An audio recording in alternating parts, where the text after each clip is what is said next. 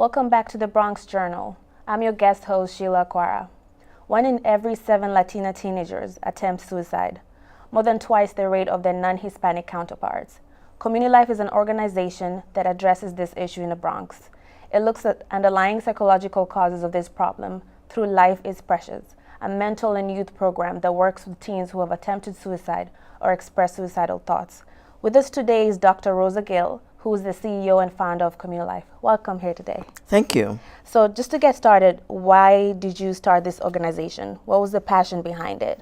22 years ago, I started the organization because there were few social services and mental health services agency that addresses the bilingual, bicultural needs of the Latino community. And that's COMMUNILIFE is an organization that create housing for persons living with mental illness, HIV/AIDS, and then we have mental health services, clinics to address the needs of the community at large. Okay, and so because you've been extensively involved with this program, can you tell us what are some of the reasons why teens commit suicide that you get? First of all, we know that the Latina adolescents have had the highest incidence of suicide ideation and suicide attempts since 1995. It is only recently that COMMUNILIFE, since 2008, we really have created the public awareness about this problem that has continued to increase here in New York City. As you mentioned before, the statistics in New York City are much more higher than the rest of the country. Actually, New York City is the epicenter of the Latina suicide epidemic in the United States. The underlying factors contributing to this phenomena, of this problem in the community, has to do with immigration. Okay. These adolescents are either they came when they were very young from other countries, Central, South America, and the Caribbean country. And there seems to be a acculturation gap between the parents, the mothers particularly, and the adolescents. The adolescents want to imitate the behavior of the American adolescents, and the mothers continue to think that they should behave in the same way that in Dominican Republic or in Mexico, that they behave themselves. So there is a clash of cultures here. Okay. But aside from that, it's not only immigration. The majority of these adolescents are living in poverty, which is a very challenging stressor in the life of the family. Highly psychological. And you have psychological effects because of these reasons. And the statistics are higher in girls. They commit suicide more than boys. Is that accurate? Absolutely so. The Latino adolescent suicide attempts and suicide ideation is much more higher than boys, than Latino boys. So we have, and the reason why, quite frankly, is because the Latina adolescents grow up in an environment they're raised to internalize. I mean, the culture teaches or the family teaches her not to express anger. They have to be docile. They have to be submissive. While the boys in the Latino culture, they're in a way they're raised to be macho men. Right. So the boys have another type of risk behavior, and the risk behavior for the boys is much more drug abuse, more gangs, while the adolescent girls is much more introjective problems, and that's why the suicide ideation and the suicide attempts. So tell me about the warning signs that we should look out for. For families, it's very important to, especially for the mothers, to notice changes of behaviors. Like, for example, a sign of depression that leads to suicidal thoughts or suicidal ideation and attempts has to do with changes in sleeping habits. For example, the girl suddenly, the mother noticed that she's sleeping a lot, or the other side of the coin is that she's not sleeping enough. So there are changes in sleeping patterns. There are changes in eating behaviors, or either she eats too much or she doesn't eat enough. But how can one approach the situation, for example, if you have this going on in your family? Because you have to be sensitive, right? Sure. So what advice do you give? How can I approach a situation like that? Well, if there's a whole host of symptoms like the ones that I mentioned, but also there is irritability in the adolescence, or she is very moody.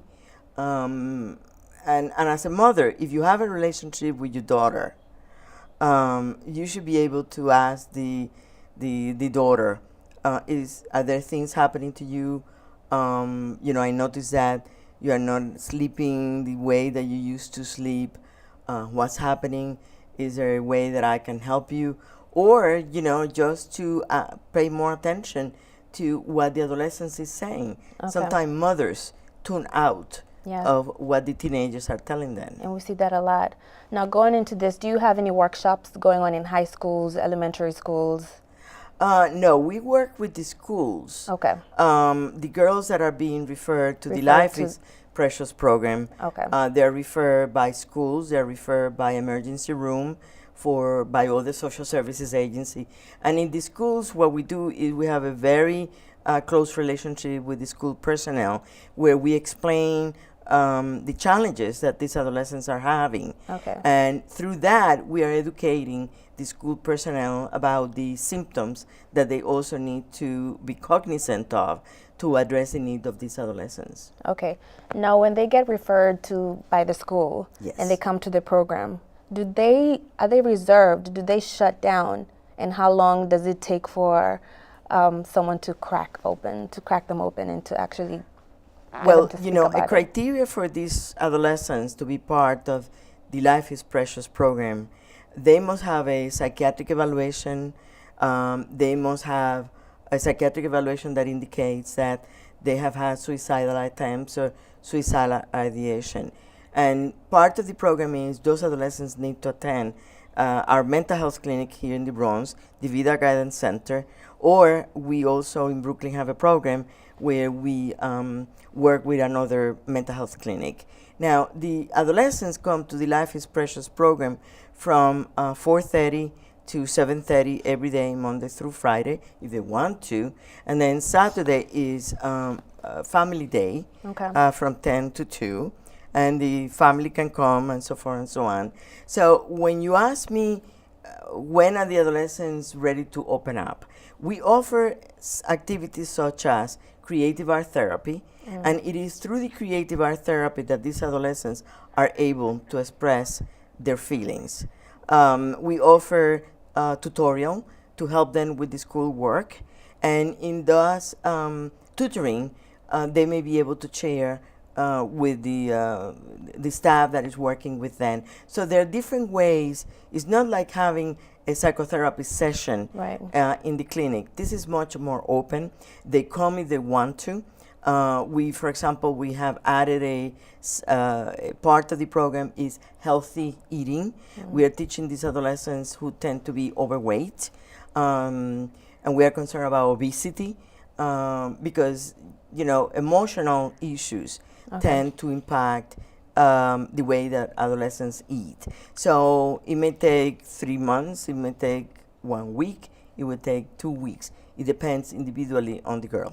Okay, so because we're kind of short of time, I just want to mention really quick, I know that Congresswoman Nidia Velazquez, Yes. she donated $167,000 towards the program Life is Precious, and with that you were able to open another branch in Brooklyn. In Brooklyn. Now, how has that helped significantly with the program when opening another branch? Well, success rate? the reason why we open in Brooklyn is because Brooklyn, 22% of the adolescents in Brooklyn is 1 out of 5, which is a hell of a statistic if you think about it. It's pretty high. It's very high, attempts suicide. So it was important to expand the program to Brooklyn because of the high incidence of suicide attempts among Latina adolescents there.